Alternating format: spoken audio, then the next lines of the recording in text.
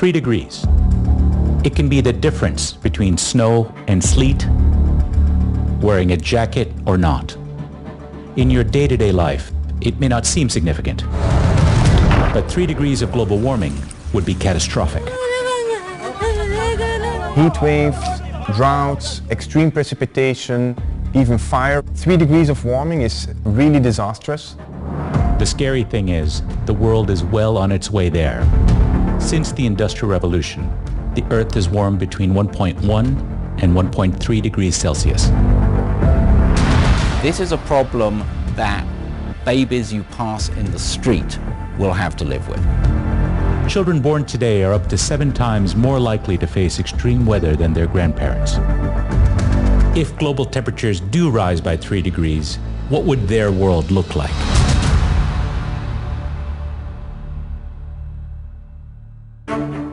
Rising sea levels, desertification. Hollywood has always enjoyed imagining the end of the world. While blockbusters like this are clearly fiction, this film will show the scenario we all face, unless more drastic measures are taken to stop burning fossil fuels.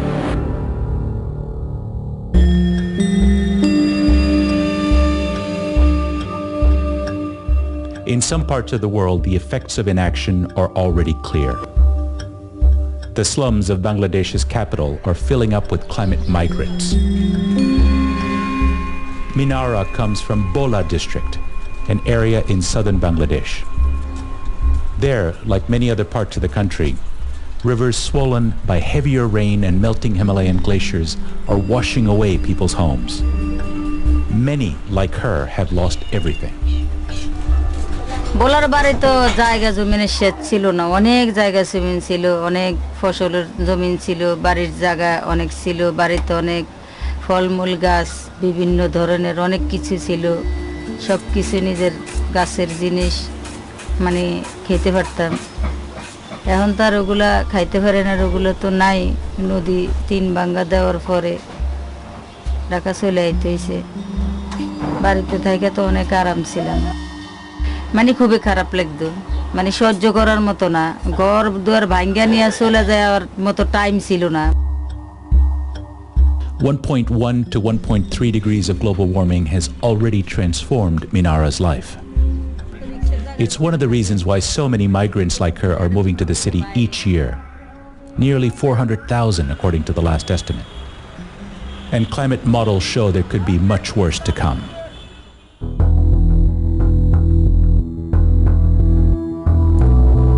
Climate scientist Yuri Rogol has spent the last 10 years modeling future climate scenarios for the United Nations.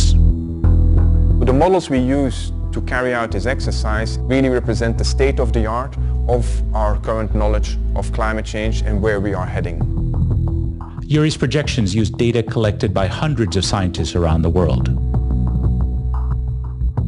Here, this is the 3-degree level, and so there is at least a 1 in 4 chance that under current policies we would hit 3 degrees by the end of the century. This is just one of the scenarios Yuri looks at. Another one imagines that all policy promises are kept. The most optimistic assumes that all promises have been kept and net zero targets are met. Where our best estimate ends up around 2 degrees at the end of the century, there is still a 1 in 20 chance that we end up with 3 degrees instead. One wouldn't be entering a plane if there is a 1 in 20 chance that the plane will crash. A rise of 3 degrees would affect everyone. Even wealthy cities and rich countries wouldn't be immune to the consequences. European capitals like Paris and Berlin would bake under more extreme heat waves. Frequent storm surges in New York could turn parts of the city desolate. In many ways, cities magnify, intensify climate events. Cities are hotter than the places around them. They tend to be more vulnerable to flooding, and you can get a really bad event in a city in a way that you can't in the countryside. And because of their denser populations, disasters in a city affect far more people. Some cities might be badly prepared for the changes coming, but they have the means to adapt. Cities tend to be wealthier than surrounding places. They have a lot of amenities.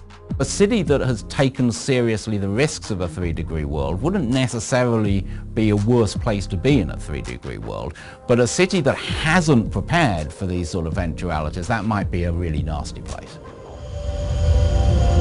So far, many developed cities have gotten off lightly, but some rural parts of the world are suffering disproportionately. Smallholders, small-scale farmers, are particularly vulnerable to climate change, and there are over 600 million around the world. Smallholders with farms under 2 hectares produce around a third of the global food supply. Central America's dry corridor supports a mix of smallholdings and medium-sized farms. Sandwiched between the Pacific Ocean and the Caribbean Sea, the area is prone to droughts.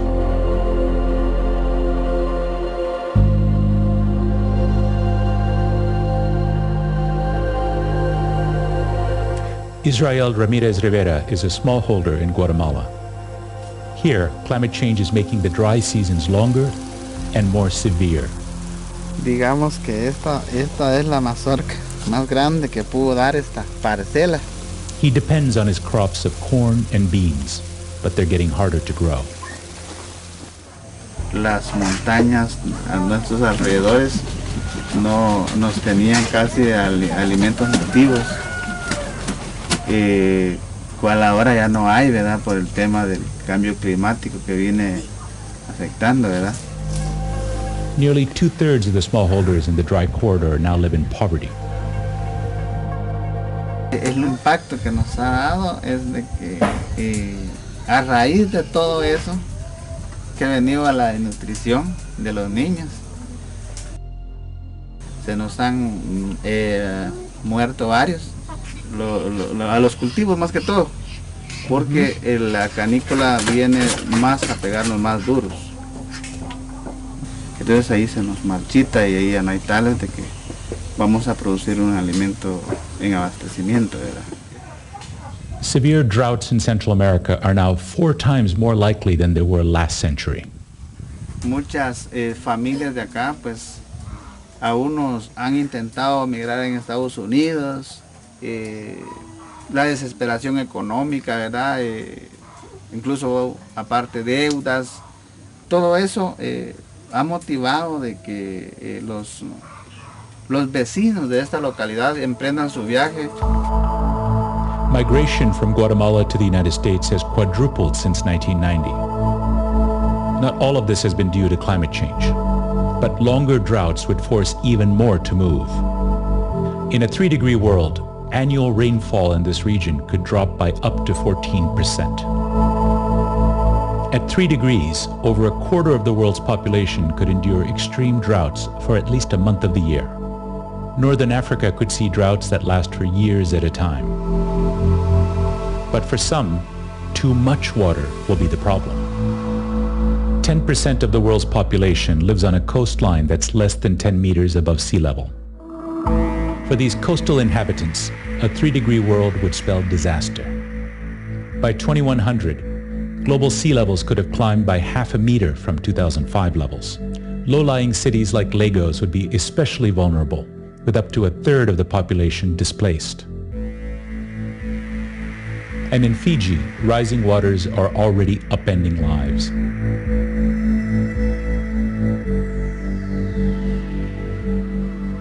You can see the graveyard there. It's all underwater now due to this rising sea level and climate change.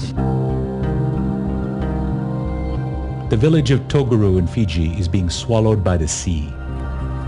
Barney Dunn, the village headman, has seen over half the village disappear.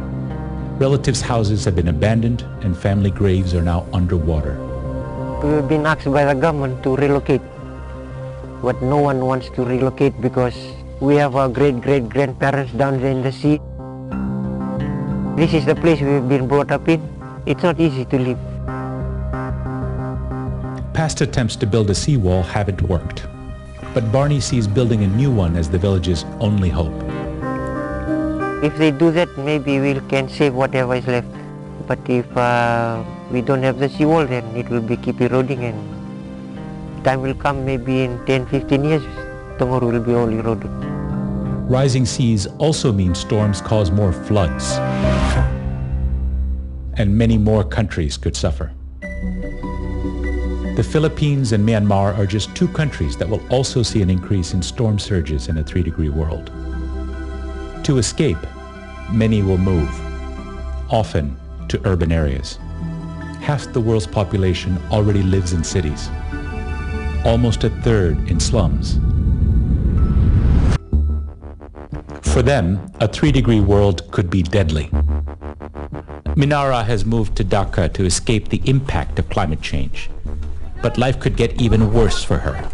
অনেক কষ্ট হইতেছে দিনে যখন রৌদ্র উঠে তখন অনেক কষ্ট আবার রাত্রেও অনেক গরম লাগে অনেক রাত্রেও ঘর ঠান্ডা হয় না তাপমাত্রাটা দিন দিন বাড়তে আছে মানে এখন কি আরো বাড়তেছে সামনের দিকে আরো বাড়বে এখনো থাকতে পারতেছি না সামনের দিকে কিভাবে থাকুন Dhaka is getting hotter.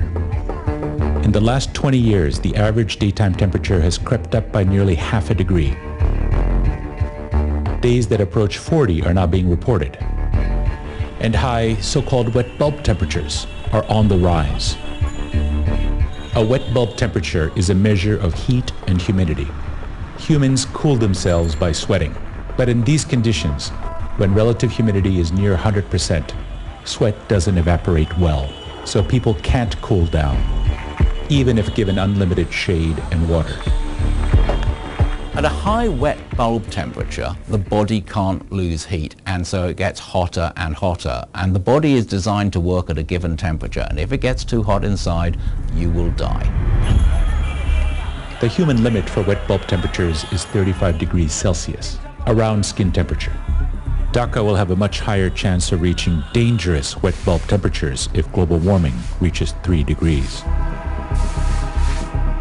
You can't really adapt to that. You have to get out. If the temperature is so high that you can't work, can't do hard manual labor outside for significant parts of the year, then many places will become functionally no longer part of the economy. Jacobabad in Pakistan and Ras Al Khaimah in the United Arab Emirates have already recorded deadly wet bulb temperatures. More of the tropics and the Persian Gulf, as well as parts of Mexico and the southeastern United States, could all get to this threshold by the end of the century. Climate modeling might show us the weather, but it doesn't show us its other effects on society. Established migration patterns could change. Climate disasters may exacerbate reasons people cross borders. Within countries, more people will move to cities. In a 3-degree world, tens of millions of people a year could be displaced by disasters made worse by climate change. When people are displaced by climate, they may well go to cities because cities are the places that attract people from the countryside already. A lot of people who can get to the developed world, not least because the developed world tends to be less hot, will give that a go. As migration around the world increases, there could be more competition for fewer resources. Water, already a highly contested resource, will be a focal point. Turkey's new Ilısu Dam has reduced the flow of water into Iraq. China lays claim to rivers vital to India and Pakistan. The prospect of a water conflict makes people very uneasy. China, by God, made in China! How national tensions would exacerbate those sorts of reactions in a 3-degree world is the sort of thing that no one should really want to find out. I think you'd have to be incredibly sanguine not to think that the sort of climate extremes that we talk about in a 3-degree world wouldn't lead some places to the brink of societal collapse. Those lucky enough to escape unrest would still have to adapt to a radically different world. People can adapt to climate change in all sorts of ways. One of the most obvious ones is air conditioning. But other ways to adapt at a local or regional level, I mean, one of the most obvious is diversifying agriculture. There are physical things you can do, like seawalls. The fact that people can adapt and that adaptation will reduce suffering doesn't mean that it will eliminate suffering. Suffering is built into this whole process of heating up the planet. Adaptation will only get the world so far. The best way to deal with a 3-degree world is not to go to a 3-degree world. And that's why increasing efforts on mitigation are important. It's why working towards negative emissions that could bring down the temperature after it peaks are important.